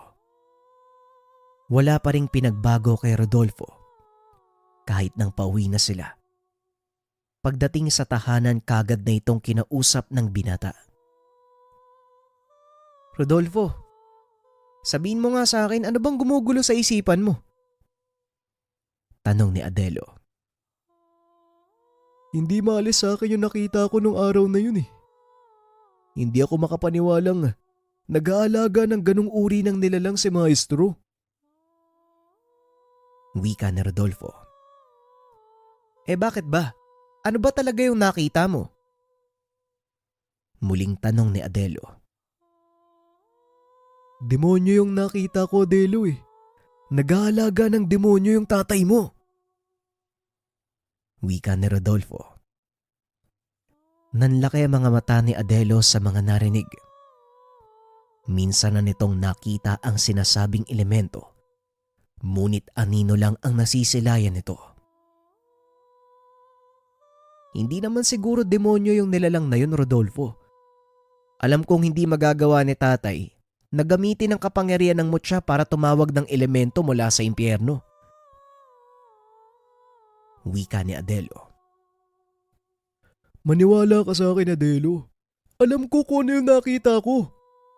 Malaking nilalang tapos may sungay. Yung kalating katawan niya, kambing. Tapos nagliliyab yung dulo ng buntot. Wika ni Rodolfo. Napangiti naman si Adelo sa sinabi ng kaibigan. Baka naman nagkakamali ka lang ng nakita. Minsan kasi may mga elementong gabay na halos kamukha ng demonyo. Pero hindi talaga sila ganun. Ang mabuti pa, magpahinga na muna tayo. Ako na magsasabi kay Tatang. Wika ni Adelo. Hinayaang magpahinga ang kaibigan. Pinuntahan nito ang ama upang kausapin. Tang, nag-aalala ako kay Rodolfo. Hindi pa rin nawawala sa isipan niya yung mga nakita. Alam kong yun yung unang pagkakataon na nakita niya yung isa sa mga gabay mong elemento. Pero ayon sa kanya, hindi na naituloy ni Adelo ang sasabihin. Dinuktungan nito ni Mang Rogelio. Demonyo ang nakita niya. Tama ang kaibigan mo. Sa mga ganong sitwasyon, hindi ko kontrolado ang kapangyarihan ng mutya. Kadalasan demonyo ang lumalabas. Pero hindi ibig sabihin, sinadya kong tawagin ng nilalang. Isa ito sa mga kainaan ng mutya. Wika ni Mang Rogelio. Napailing na lang si Adelo sa mga narinig. Kung ganun, may dahilan pala talaga para matakot si Rodolfo. Hindi niya kasi alam yung mga bagay na to. Siguro tay, dapat natin siyang kausapin tungkol dito bago pa mahuli ang lahat. Mungkahi ni Adelo. Sumang-ayon naman ang ama. Ngunit lingid sa kaalaman nila. Nakikinig si Rodolfo sa usapan. Kagad itong umalis nang makitang papatayo na si Adelo. Pinuntahan ng binata si Rodolfo sa kwarto. Nagulat si Adelo dahil wala na doon ang kaibigan. Tang, nakita mo ba si Rodolfo? Wala na kasi siya sa kwarto eh. Wika ni Adelo. Hindi ko siya napansing lumabas dito sa sala. Tignan mo, baka nasa likod ng bahay lang at may kung anong ginagawa. Wika ni Mang Rogelio. Inikot ni Adelo ang buong paligid. Hindi nito nakita ang kaibigan. Muling pinunta ng binata ang silid. Nakita nitong wala na ang mga gamit ni Rodolfo. Tang, mukhang naglayas yata si Rodolfo ah. Wika ni Adelo. Hindi naman umimik si Mang Rogelio. Nagpaalam ang binata upang hanapin ito sa pagbabaka sakaling hindi pa ito nakakalayo ng tuluyan. Ngunit umuwing bigo ang binata. Hindi na nito nagawa pang abutan si Rodolfo. Wala din siyang kaalam-alam kung saan maaaring pumunta ang kaibigan. San kaya nagpunta si Rodolfo, Tang? Delikado pa naman lalo pat gabing-gabi na. Wika ni Adelo. Hayaan mo na siya, iho. Kinakailangan niyang lumayo para malinawan ang isipan niya. Kusang babalik yon kapag napagtanto niya na ang lahat. Wika ni Mang Rogelio. Ngunit lingid sa kaalaman ng mga ito. Yon ang simula ng malaking problema. Nakarating si Rodolfo sa malayong baryo. Gawing dulo na ito ng kanilang bayan. Balak nitong umalis sa lugar sa takot na baka makita siya nila Mang Rogelio. Habang naglalakad, nakasalubong nito ang isang matandang lalaki. Malayo na sa kabayan ang lugar na iyon, kaya naman hindi maiwasan ng binata ang mapatanong. Magandang hapon po, Tatang. Ano pong ginagawa niyo dito? Dulo na po to ng bayan ah. Malayo na sa mga bahay ang lugar na to. Baka naman mapahamak kayo niyan. Wika ni Rodolfo. Pinagmasdan nito ang matanda. Nakitang putol ang kanang kamay. May malaking pilat sa kanang pisngi at may hawak na tungkod. Dito ko nakatira sa bahaging ito ng paryo. Ikaw ang dapat kong tanungin. Dahil alam kong hindi ka taga rito. Anong ginagawa mo sa lugar na ito? Tanong ng matanda. Napadaan lang po ko, Manong. Pupunta ako sa kabilang bayan eh. Kung dito lang po kayo nakatira, saan po yung bahay niyo? Sasamahan ko na po kayo. Medyo padilim na din po eh. Tugon ni Rodolfo. O sige, mabuti pa nga samahan mo na ako. Medyo malayo pa ang susunod na bayan. Ang mabuti pa, bukas ka na magpatuloy sa paglalakbay. Delikado ang daan yan. Maraming naglipa ng asong gubat. Wika ng matanda. Hindi na nag-atubili pa si Rodolfo. Napakabait ng matanda. Dahil pinatuloy siya nito sa sariling tahanan. Nakatira ang matanda sa maliit na kubo hindi kalayuan sa kalsada. Habang kumakain, nag-usap ang dalawa. Nagpakilala din ang matanda. Nga pala, Brusco ang pangalan ko. Ikaw, anong dahilan mo? Bakit ka naglalakbay? Tanong ni Mang Brusco.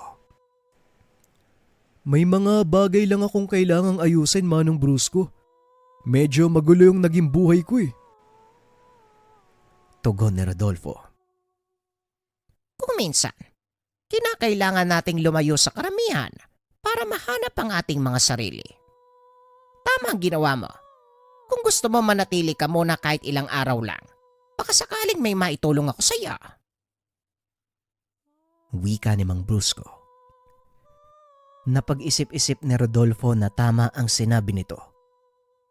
Sinunod niya ang payo ni Mang Brusco.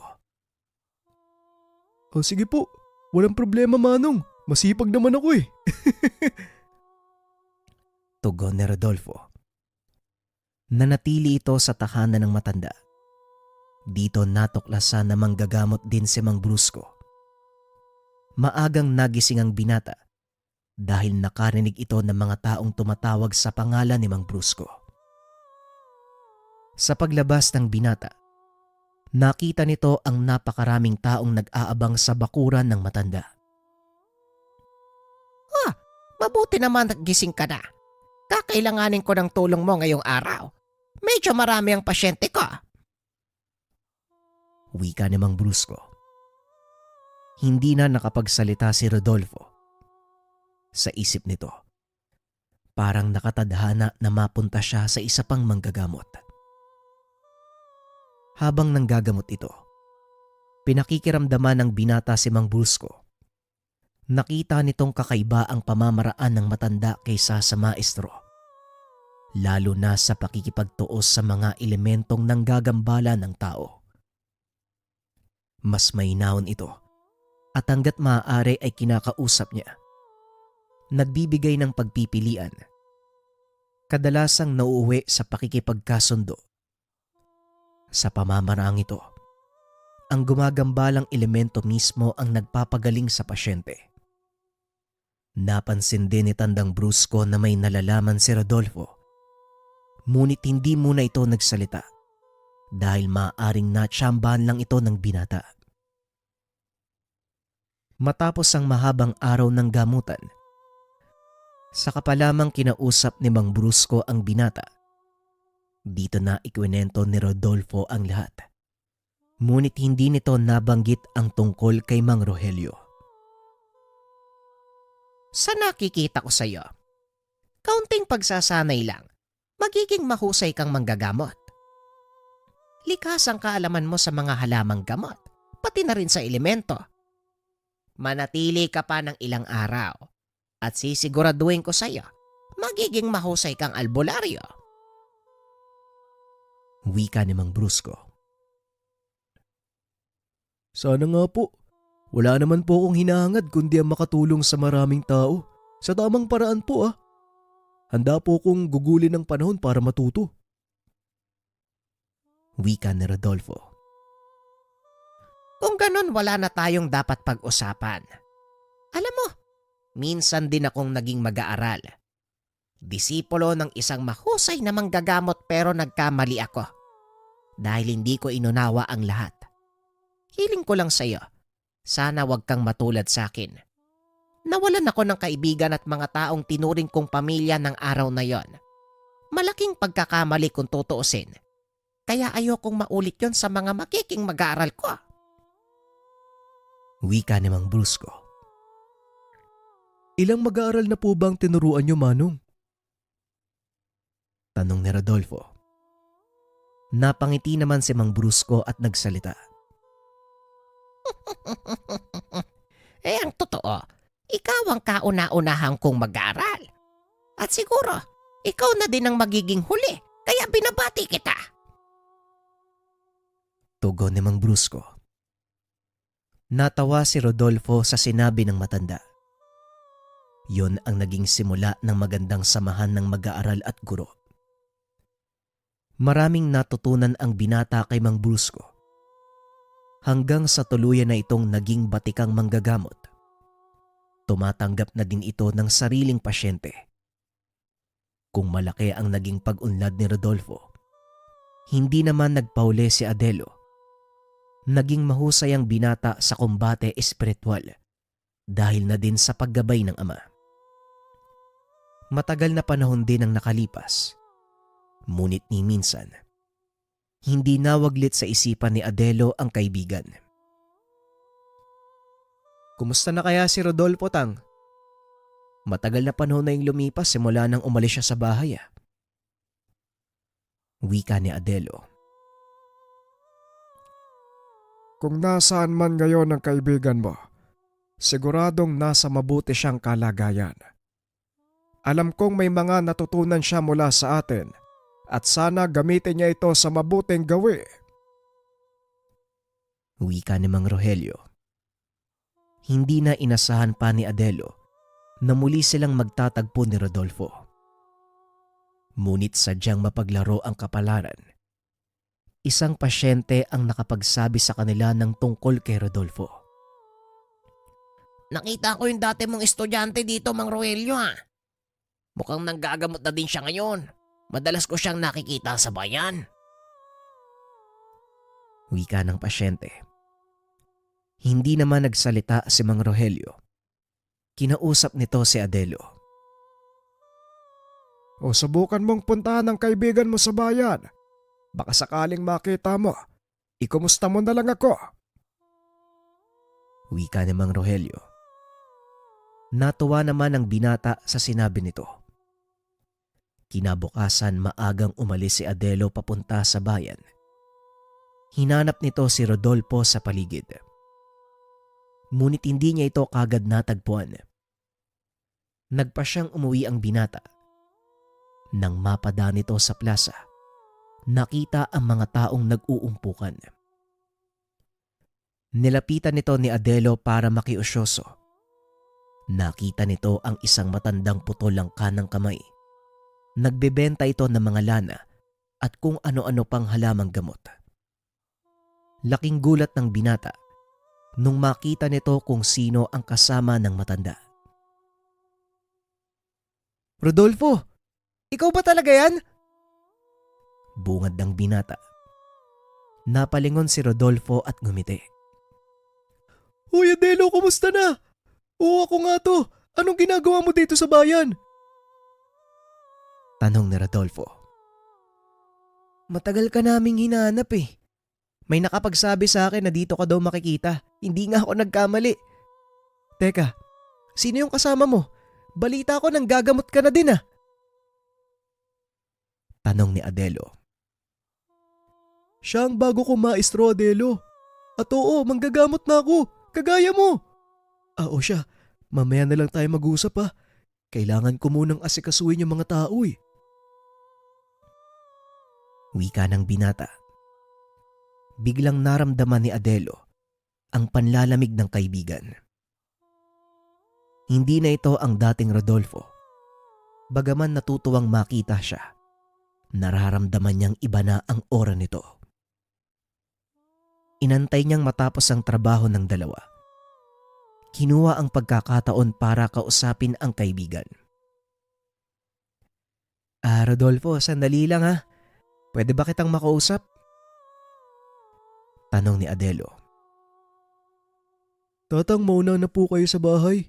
Ako na pong magdadala ng mga gamit natin. Sandali lang naman po ako eh. Susunod din po ako kagad. Hindi ako pwede magtagal, Adelo ha. Tungkol ba saan yung pag-uusapan natin? Tanong ni Rodolfo. Bagyang nagalit si Adelo sa naging tanong nito. Ano bang klaseng tanong yan, Rodolfo? Umalis ka sa pangangalaga ni tatang nang walang paalam.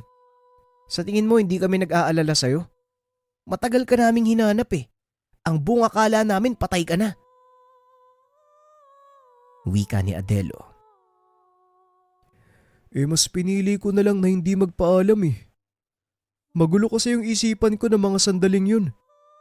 Natatakot akong baka matulad tayo kina Tatang Rogelio at sa kaibigan niya.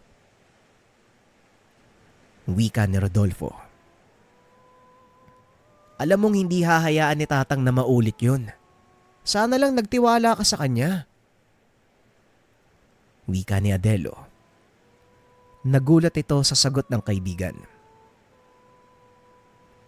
Sinong makikinig sa taong nag-aalaga ng demonyo at ginagamit pa sa panggagamot? Ayoko magpasailalim sa taong isinanla ang kaluluwa sa dyablo, Adelo. Kaya pasensya na kung umalis ako ng walang paalam. Pero sa kasalukuyan kong sitwasyon, napagtanto ko na tama yung naging pasya ko sa buhay. Sige na, kailangan ko nang umuwi, marami pa akong gagawin eh. Tugon ni Rodolfo. Hindi na nagawang pigilan ni Adelo ang kaibigan. Nagpa siya itong umuwi at ibalita sa ama ang nangyari. Ganun ba? Hayaan mo na ang kaibigan mo. Kung mapapabuti siya sa bagong maestro, Maging masaya na lang tayo. Kahit papano, pinili pa rin niya ang mabuting landas. Wika ni Mang Rogelio. Pero Tang, nakatanim pa din sa isipan niya na nagsanla kayo ng kaluluwa sa demonyo. Hindi naman tama yun. Tugon ni Adelo. Hindi ko na maaalis sa kanya ang bagay na yon. Nasa kanya kung anong iisipin. Basta ang malaga, alam mong wala tayong maling ginawa. Wika ni Mang Rogelio. Hindi naman matahimik si Adelo. Pilit nitong iniisip ang sinabi ng kaibigan. Pinili nitong puntahan si Rodolfo sa pwesto sa plaza. Ngunit hindi niya ito muling nakita.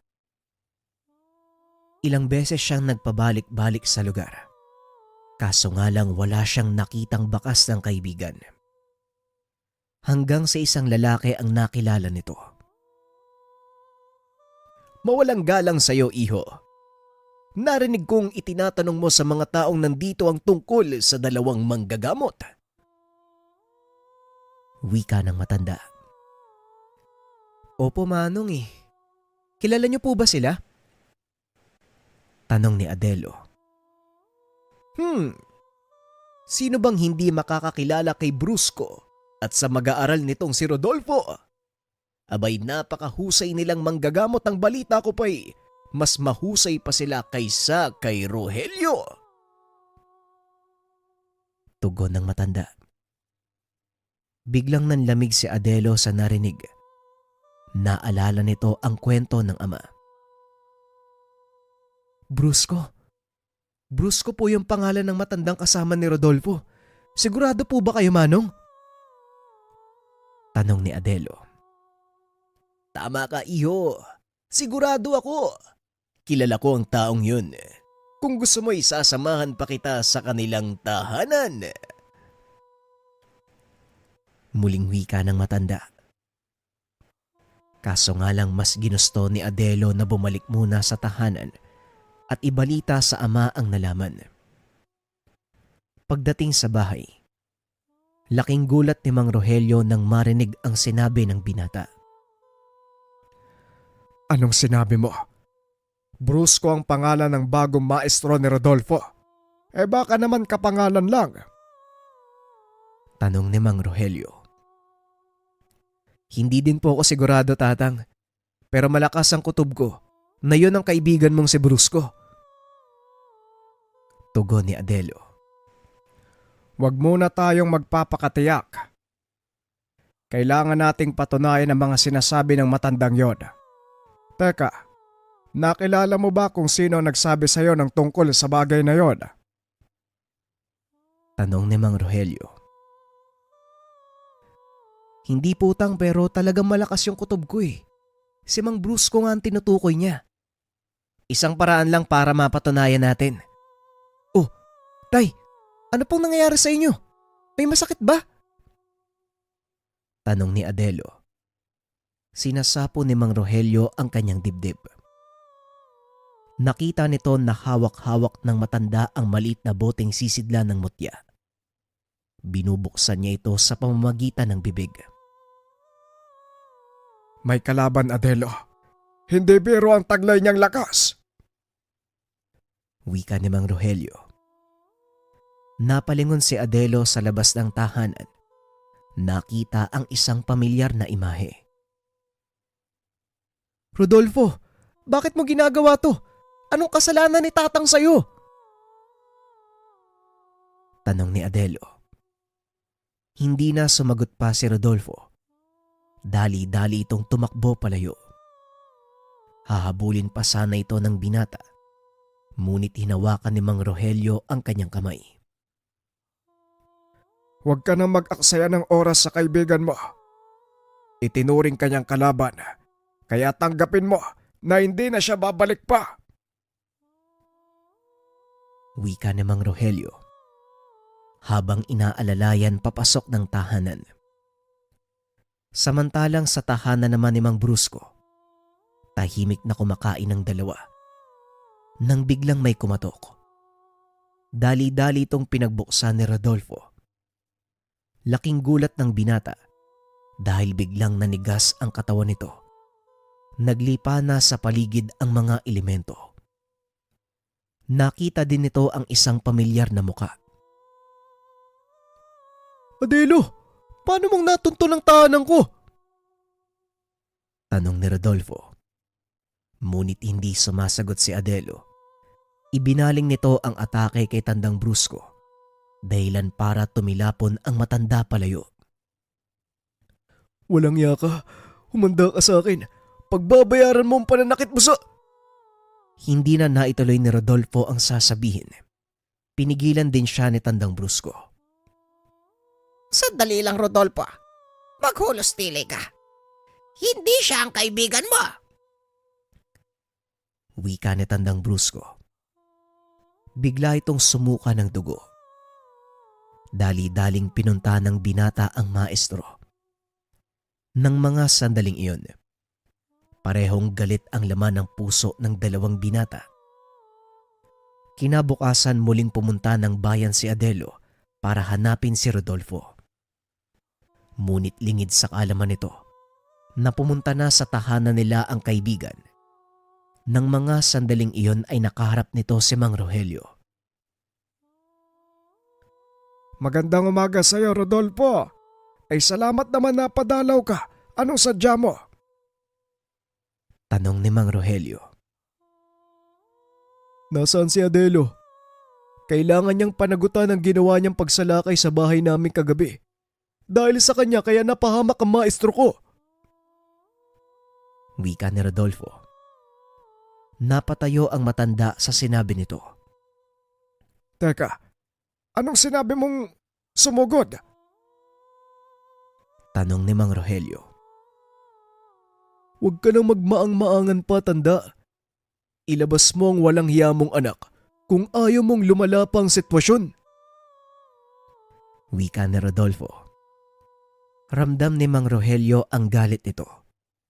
Ngunit pinili ng matanda ang maging mahinahon. Sandali lang. Hindi kita maintindihan. Kasama ko si Adelo dito buong gabi. May kung sino ding sumalakay sa amin. Sa kasamaang palad tinamaan niya ako ng tigalpo. Hindi ko nakita kung sino ang taong yon dahil nawalan ako ng malay. Wika ni Mang Rogelio. Ngunit hindi kumbensido si Rodolfo sa sinabi nito. Ulitin ko ng isang beses pa. Nasaan ang anak niyo? Tanong ni Rodolfo. Akmang sasagot na sana si Mang Rogelio nang bigla itong sakalin ni Rodolfo. Kumalma ka, Rodolfo. Hindi ito ang sagot sa lahat. Ayaw kitang labanan dahil kahit papano naging mag-aaral kita. Nakasama kita sa loob ng mahabang panahon kaya pakiusap huminahon ka. Wika ni Mang Rogelio. Ngayon ipakita mo sa akin yung mga alaga mong demonyo. Tignan natin kung matulungan ka nila. Tugon ni Rodolfo. Laking gulat nito.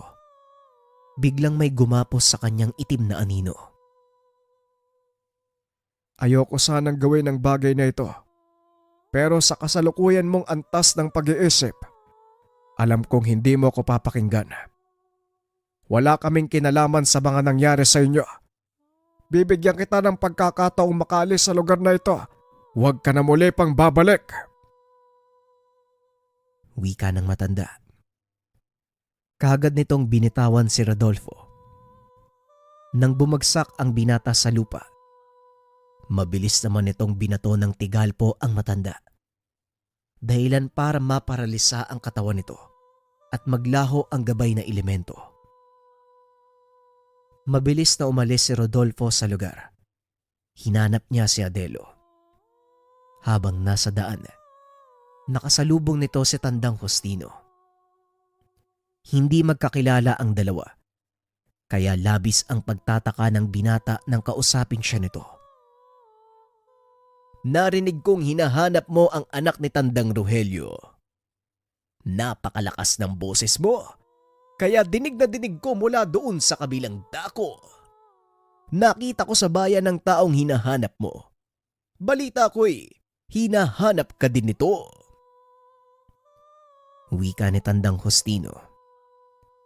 Hindi na sumagot pa si Rodolfo. Mabilis itong tumakbo papunta sa bayan. Ngunit sa kasamaang palad, hindi nagpang-abot ang dalawa. Ginamit ni Adelo ang daan sa kagubatan upang makarating ng mabilis sa tahanan. Nakita nitong nakahandusay sa lupa ang ama. Tang, ano nangyari? Sinong may gawa nito sa inyo? Si Rodolfo ba? Tanong ni Adelo. Ilang sandali pa ay nagkamalay na ang matanda. Oo. Si Rodolfo nga ang may gawa nito. Pero sandali lang, Adelo. Gusto ko makinig ka sa akin. Sa palagay ko may kung sinong nagpapagulo ng lahat ng bagay. Sinabi ng kaibigan mo, sinugod mo sila kagabi, gayong magkasama naman tayo buong magdamag. At ang nakakapagtaka, sabay nangyari ang pagsalakay. Wika ni Mang Rogelio. Pinagtagpi-tagpi ng matanda ang pangyayari. Maging si Adelo, nagkaroon ng ideya kung ano ang nagaganap. Kung ganon, kailangan namin magkaharap ni Rodolfo. Para magkaalaman kami ang mabuti pa. Puntahan natin ang kanilang tahanan. May nakapagturo sa akin kung saan sila nakatira. Wika ni Adelo. Pumayag naman ang matanda. Sa kabila ng pinsalang natamo, pinili nitong makipag-usap sa kabilang panig para malinawan na din ang isipan kung sino ang maestro ni Rodolfo. Tinunto ng binata ang daan. Natagpuan nito ang tahanan nila Rodolfo. Saktong nakaupo ang binata sa atangan ng tahanan nang makita nito ang dalawa. Dali-daling tumayo ang binata. Nag-usal ng pangdepensang dasal. Hanggang dyan lang kayo. Isang hakbang pa. Sisiguraduhin ko mamamatay kayo. Wika ni Rodolfo. Lumabas ng tahanan si Tandang Brusko. Ano bang ingay yan? At sino bang kaaway mo? Nanlaki ang mga mata ni Tandang Brusko nang makita kung sino ang panauhin. Maging si Mang Rogelio, nagulat nang mapagtantong tama ang iniisip. Ikaw nga, Brusko. Hindi ko inaasahang magkikita pa tayo muli, kaibigan. Napangiti si Tandang Brusko nang magsalita si Mang Rogelio. Ganon din ako, kaibigan. Palaki ang pagkukulang ko sa aking maestro. Umalis ako nang hindi nauunawaan ang lahat. At ang mas masakit pa, pinagtangkaan ko ang buhay ng kaisa-isang taong nag-aruga sa akin. Tugon ng matanda. Kagad nitong ibinaba ang depensang ginawa ni Rodolfo. Hinayaang pumasok si Adelo at Mang Rogelio. Anong ibig sabihin nito? Magkakilala kayo, Tatang? Tanong ni Rodolfo. Hindi lang magkakilala. Si Tandang Brusko ang matalik na kaibigan ni Tatang. Siya ang taong nakwento sa atin noon. Napalingon si Tandang Brusko kay Rodolfo. Kaya pala pamilyar sa akin ang mga halamang gamot at orasyon na pangkulong. Si Rogelio pala ang dati mong maestro. Ngayon ko lang nalaman ang lahat ng ito. Pero masaya akong naipagpatuloy ang mga itinuro niya sa iyo. Wika ni Tandang Brusko. Ay pasensya na at nagkita pa tayo sa maling pagkakataon. May mga nangyayaring kaguluhan. At sa palagay ko, iisa lang ang may gawa nito. Wika ni Mang Rogelio. Yan din ang naisip ko. Mukhang alam ko na kung sino ang may gawa nito. Tugon ni Tandang Brusko.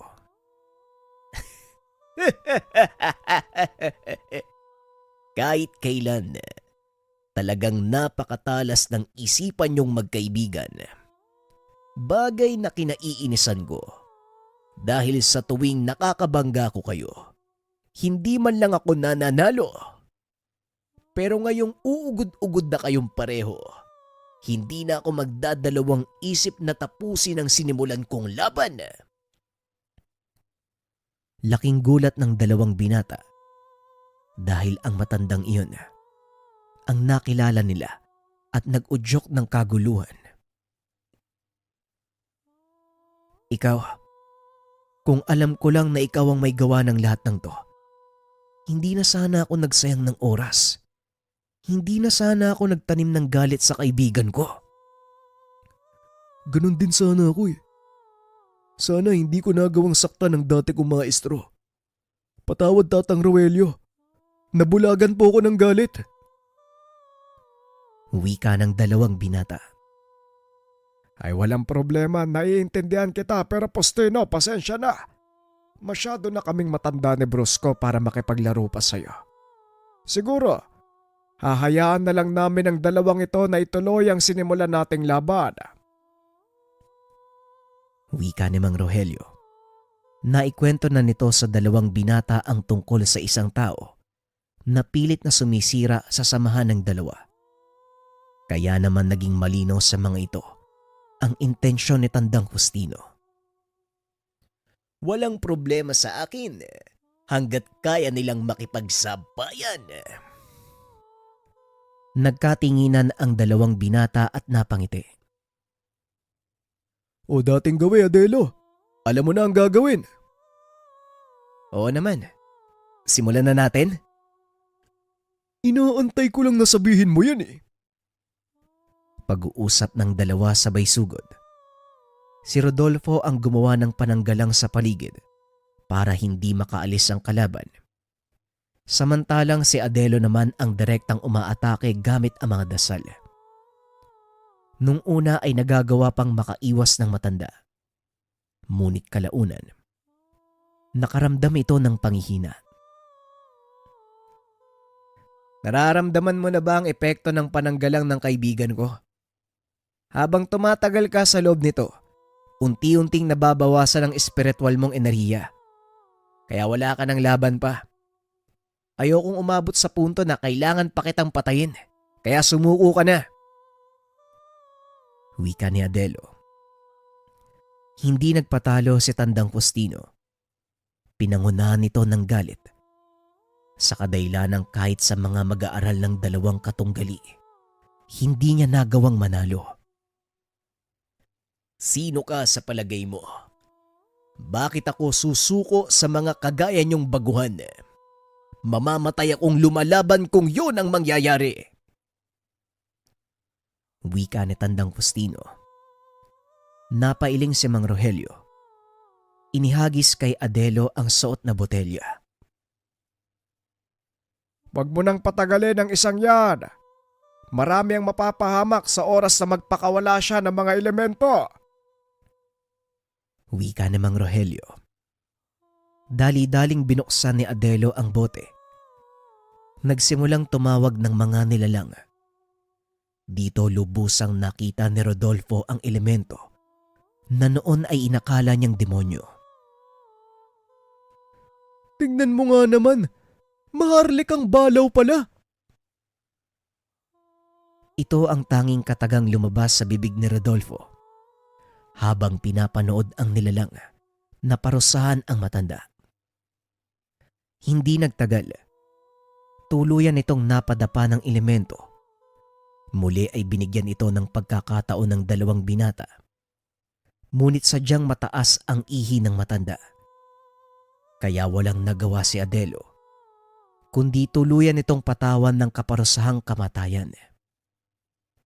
Dito napatunayan ng magkaibigan na hindi matutumbasan ng anumang kaalaman o lakas ng kapangyarihan ang presensya ng isang kaibigan. Maging ang dalawang matanda, ito din ang napagtanto. Hindi inaasahan ni Mang Rogelio na muli silang pagtatagpuin ng kaibigan. Samantalang ang dalawang binata naman, naging magkatuwang sa pagpapatuloy ng gawain ng kani-kanilang mga maestro. Naging masalimuot man ang lahat para sa kanila isang mahalagang aral ang natutunan ng dalawa. Pagtitiwala. Sa paglipas ng mga taon, mas lalong naging mahusay ang dalawa. Bagaman wala na ang mga maestro, patuloy nilang ginampanan ang naiwang tungkulin ng mga ito. Si Adelo ang naging tagapagmana ng mutya ng kanyang ama. At kagaya ng habilin ng matanda, ginamit ito ni Adelo para gumawa ng kabutihan kasama ang kaibigan.